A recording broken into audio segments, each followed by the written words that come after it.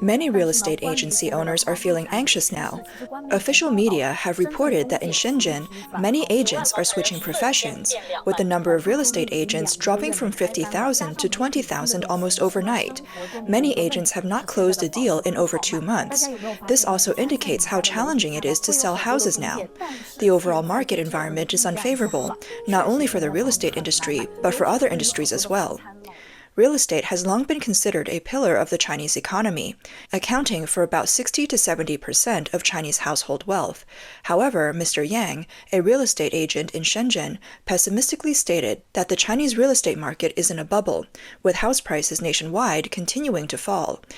Some ocean view houses in the Huizhou Greater Bay Area have dropped by as much as 80%. Mr. Yang said, "House prices in Shenzhen have fallen a lot this year. It's very difficult to work in real estate now. I haven't had any work for almost a month, so I'm going back to my hometown. Many companies are on the verge of bankruptcy, and many large companies are laying off employees. Salaries are not high, and they've been decreasing year by year.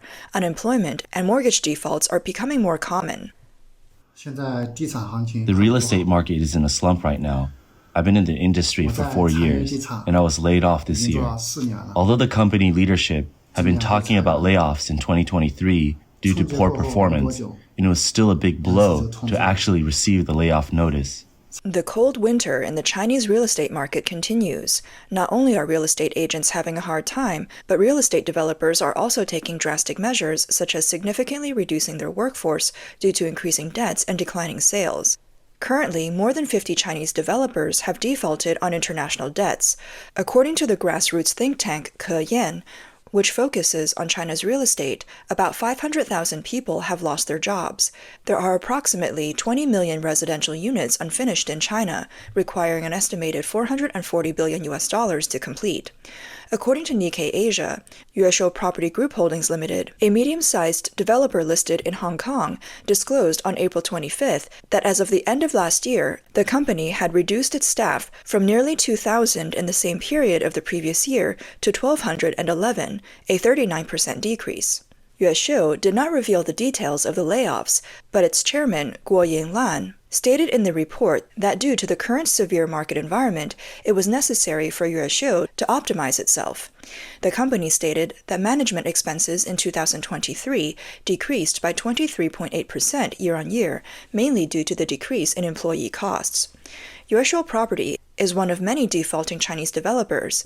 It failed to pay $842 million on its offshore maturing notes and missed the final deadline to redeem $2.09 billion in principal.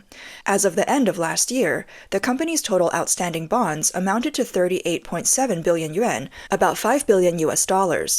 While its cash and cash equivalents were far from sufficient, at only 3.8 billion yuan, about $520 million. Last year, the company incurred a net loss of 10.5 billion yuan, about $1.5 billion, marking the second consecutive year of losses exceeding 10 billion yuan. Similarly, Guangzhou-based Agile Group Holdings Limited revealed that it would reduce its workforce by more than 40% in 2023, from 3,600 to 2,100 employees. The company did not provide detailed information about the layoffs, but Chairman Kong Jianmin expressed heartfelt thanks for the unwavering support and dedication of employees, directors, and management. Like Yueshou Property, Agile Group's net loss was 18.7 billion yuan, about $2.6 billion, nearly doubling from the previous year. The company has defaulted on multiple offshore bonds and loans, triggering certain cross defaults. As of the end of 2023, the total principal and interest due amounted to 32.8 billion yuan, about $4.5 billion. Its audit firm, Ernst & Young, also issued a similar statement, warning of significant uncertainties for the company. Another medium-sized real estate company in default, Hongyan Real Estate Group, based in Nanjing, reduced its workforce from over 2,000 to 1,500, a 30% reduction, without providing an explanation. On April 16th, Hang Seng Bank filed a winding-up petition against Times China with the Hong Kong High Court, citing the developer's financial liability of about $267 million. As of the end of last year, Times China Holdings Limited also reduced its workforce by about one-third, from 2,650 According to the Wall Street Journal, analysts at Singapore's UOB Keyan wrote in a recent research report that profit deterioration remains a major concern for most developers, given the slow progress in reducing debt. Sales for most Chinese developers this year are likely to continue to decline, with potentially more debt defaults. Analysts point out that local governments are facing difficulties in repaying debts due to the loss of revenue from selling land to developers. With real estate and related industries, which once accounted for more than 25% of gross domestic product, increasingly dragging down economic growth, the overall economy has become fragile.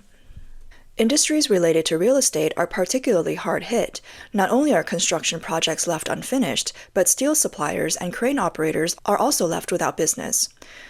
According to data from the National Bureau of Statistics, real estate development investment in the first quarter of this year fell by 9.5% year-on-year, with residential investment down by 10.5%.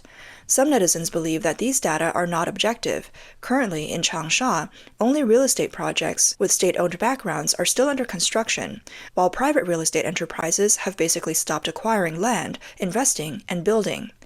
Mr. Shi, a resident of Shenzhen, said that many construction projects have been abandoned and developers have stopped work. In Shajing, Shenzhen, construction has come to a halt. Compensation for demolition and relocation cannot be obtained this year. It's useless to seek justice. They'll just stall for time. They promise to pay you after the shareholders' meeting on May 15th or something like that. It's all chaotic. This year, you have to pay for renting yourself, and you have to have a job. Without a job, you won't be able to make it. There are many unemployed people nationwide, but the data has not been reported. Mr. Lin, a steel supplier in Fujian, said that the economy is in a slump. Consumption has stopped, and business is bad. Mr. Li, a villager in Bangbu, said, "We used to do the electrical work around here, but now, with fewer developments in our area, some of the people who did the electrical work have no work to do. In the countryside, we grow crops and do odd jobs. Even crane operators are complaining that they can't earn money." There's no room for regret. Look at these tow trucks. The big ones cost over 1 million yuan. The small ones cost 70 to 80,000 yuan. When there's work to do, I earn a little bit of money. When there's no work, it's just a walking piece of scrap metal. Mr. Ding, another crane operator from Henan, said, "The economy is really bad. We don't have any work this year. I have to pay over 13,000 yuan a month for the car loan. I've been doing this job for 8 or 9 years, and I've never encountered a situation like this. Business has decreased by about 70%, and there are others who are worse off than me. What else can you do if you try to change professions? Nothing earns money. Many industries are not profitable. Don't talk about what you heard makes money. Everyone goes to do it, and even if you do a lot, you won't make money." During the real estate boom, many Chinese people borrowed to buy houses. Now, with the real estate market sluggish, many are unable to repay their debts. The number of people listed as defaulters has reached 8.5 million, and the total scale of household debt has surged by 50% in the past 5 years, reaching around 11 trillion US dollars. The increase in the number of these so-called deadbeats has exacerbated China's debt crisis. Wang Guochen, a research assistant at the Chonghua Institution for Economic Research, said, "Because real estate in China affects many industries, if the real estate industry is not resolved, the related upstream and downstream manufacturing industries, including steel, cement, and downstream decoration, aluminum doors and windows, etc., all not be good. And the furniture industry will be the same. So, horizontally speaking, even the financial industry will not be good. So if the real estate industry is not resolved, life in mainland China will only become more and more difficult." Wang Guochen also said, if personal debts are not resolved, first, real estate will get worse and worse because people won't have money to buy houses. Second, residents' debts will increase, and you can see that consumption will continue to shrink because people don't have money to spend.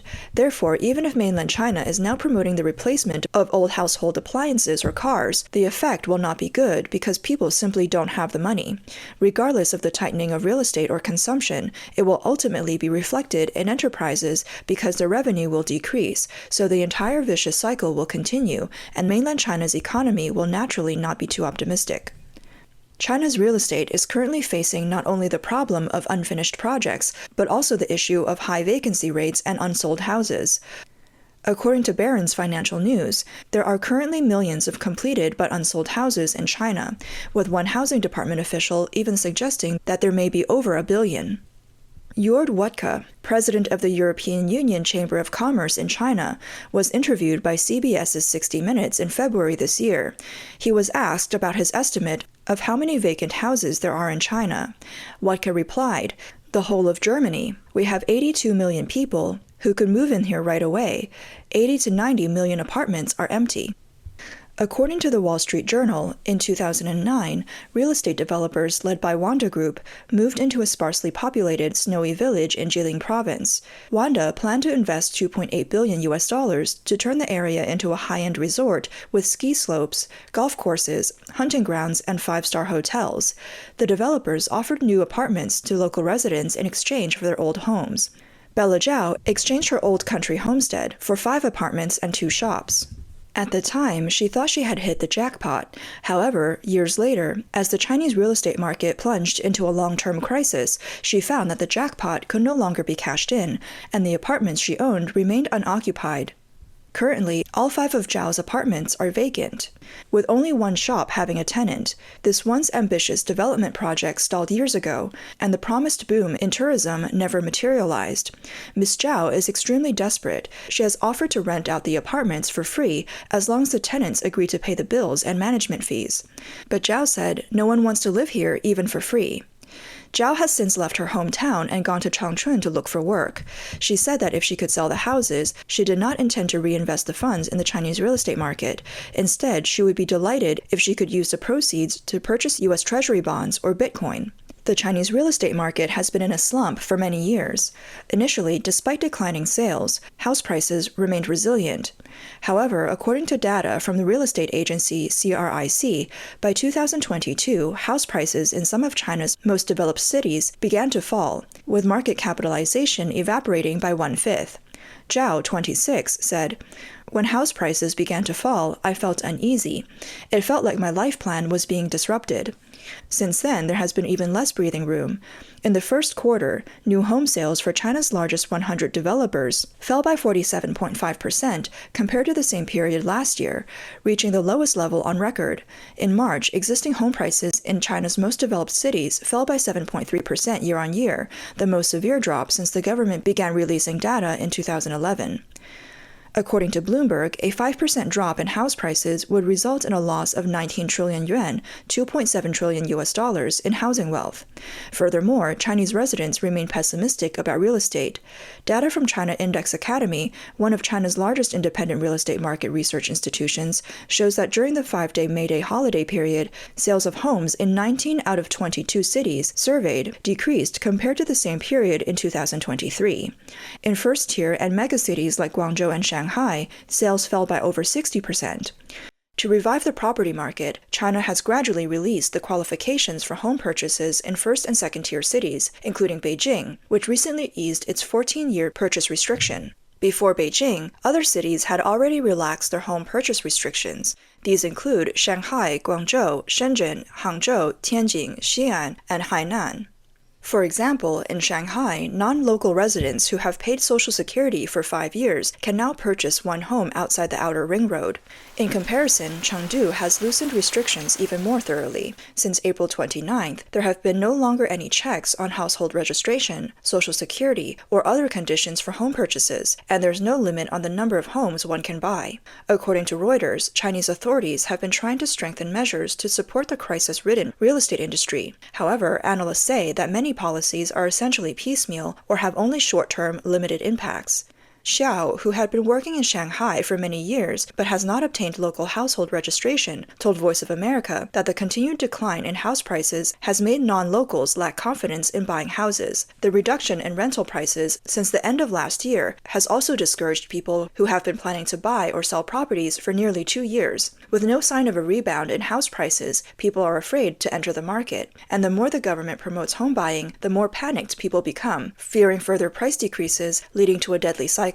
Ms. Cao bought a property for herself 6 years ago. She said that house prices have recently plummeted, with no signs of any increase. Therefore, from an investment perspective, she does not see a bright future for the Chinese property market. Ms. Cao told Voice of America, The policy stimulus for the property market has no effect. The property market is steadily declining. The housing prices were speculated to be too high before. Now everyone is waiting for another round of price cuts. Even if you don't have a house, you still can't afford to buy one. Analysts say that the lifting of purchase restrictions signals that Chinese President Xi Jinping's policy favoring owner occupancy over speculation has completely changed. Xi Jinping first proposed at the Central Economic Work Conference in December 2016 that houses are for living, not for speculation. This has since become the guiding principle for governments at all levels in regulating the property market, and is also seen as the starting point for China's broad property market crackdown. Wu Sezhi, director of the Taiwan think tank China Research Center in Taipei, said that Xi Jinping's policy is full of contradictions because China's property market has been abnormally developed for many years, mainly for speculation and short-term investment.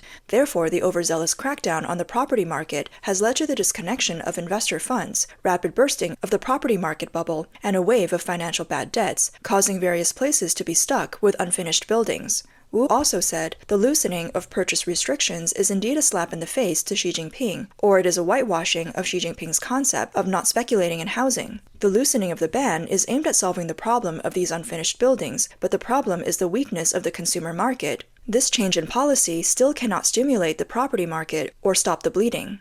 Kelvin Lam, a senior Chinese economist at the London-based consulting firm Pantheon Macroeconomics, also agrees that the lifting of purchase restrictions signifies the end of Xi Jinping's anti-speculation policy. He analyzed that the loosening of purchase restrictions in China can release marginal purchasing power, squeeze out some housing demand, and stabilize new home prices slightly.